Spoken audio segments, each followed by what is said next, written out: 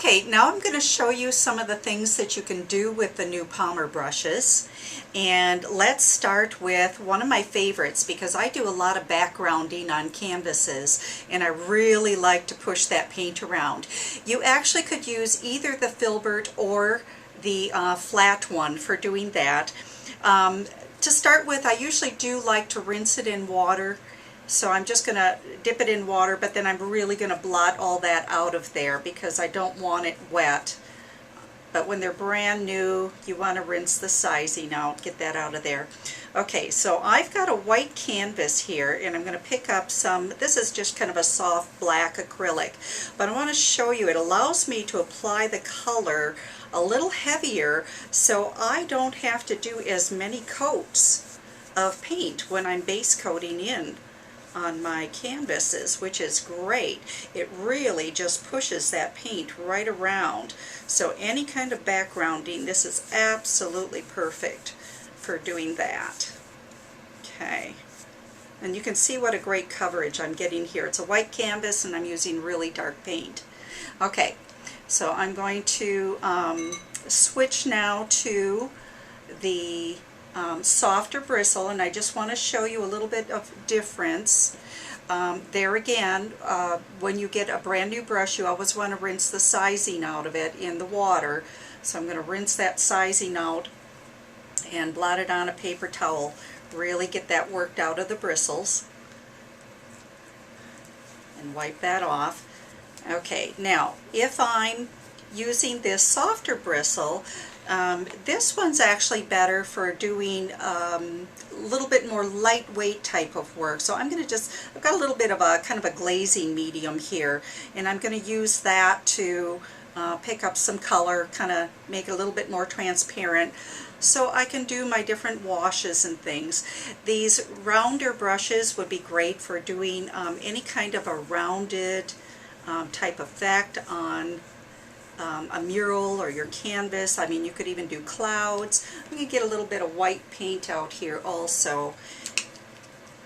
And I'm using acrylics, but really these brushes can be used for either oil, acrylic, or even watercolors. So rounded edges on a brush for rounded type of effects. The square or the flat ones for a little bit flatter or square type of effect when you're working on things. Okay, so rinse that one out. Okay, when I want to do different textures or foliage or fur, that's where this wave brush comes in. It's great for doing that. I'm going to start by rinsing it in some water. I'm going to pick up a little bit of this soft black, and I just need it on the very tips.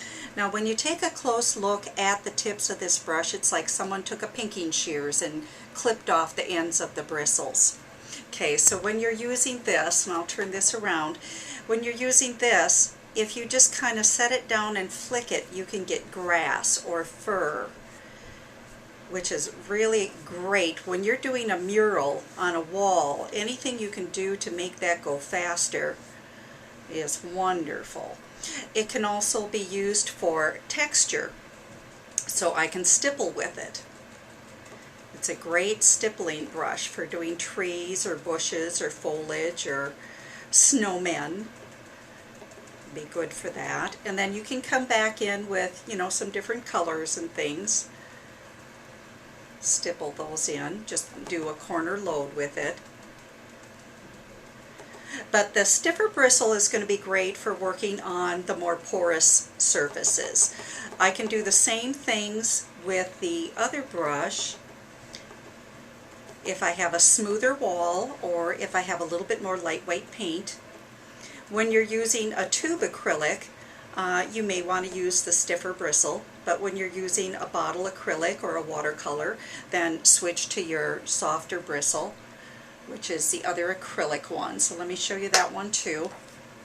So with the other wave brush out of the synthetic filament, there again, I start by rinsing that in some water and kind of getting rid of the rest of the excess water on my paper towel. And I can get a little bit more refined hairs with this one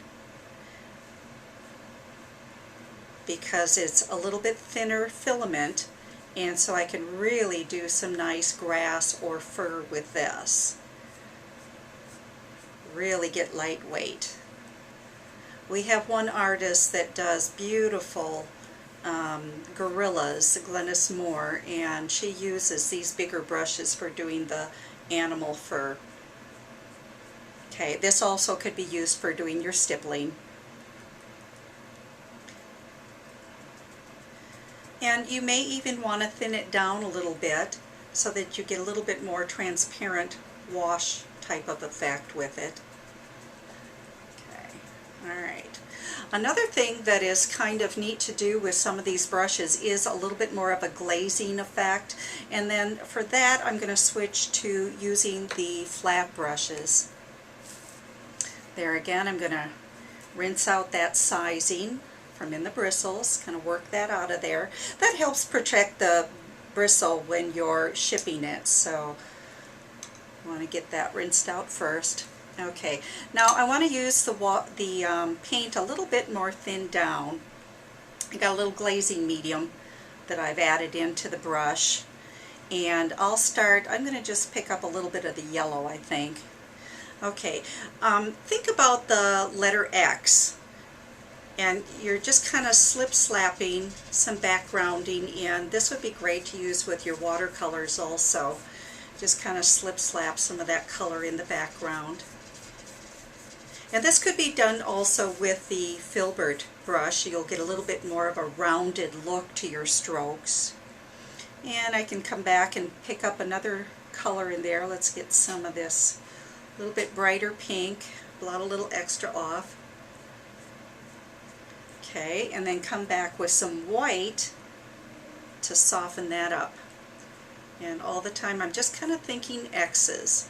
It's a little bit of a mottled look.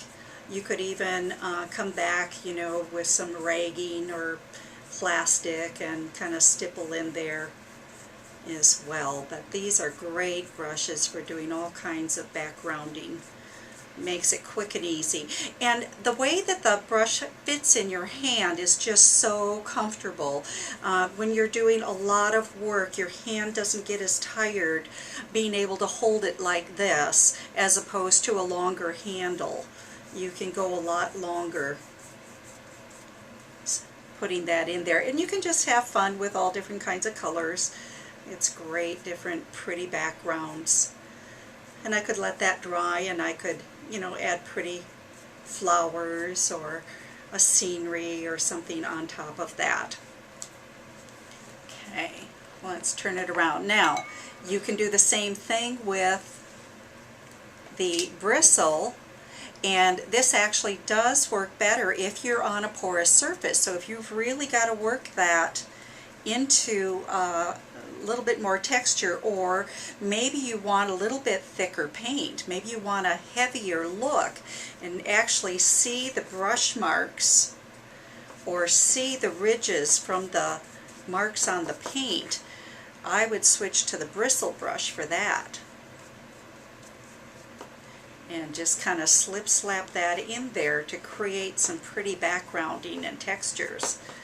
And use that paint thick. A little bit of color in there too. Okay, so to sum it up, basically when you're using the two different types of brushes, you choose the stiff white bristle when you're working on porous surfaces or heavy pigmented paint. The synthetic bristle you're going to use for more washes, lightweight paint, or smooth surfaces. I know you're going to love these brushes. Give them a try.